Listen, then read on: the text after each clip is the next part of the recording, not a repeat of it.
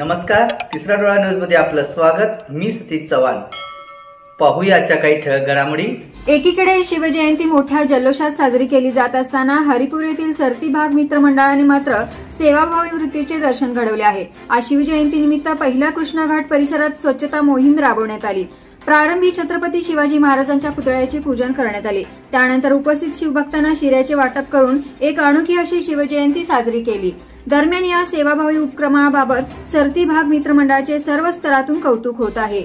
यावेळी ज्ञानेश दादा सूर्यवंशी, ओंकार सूर्यवंशी, सचिन गवळी, सम्राट कदम, समर्थ कांबळे, दर्शन जमदाडे आदींनी या उपक्रमात सहभाग घेतला होता।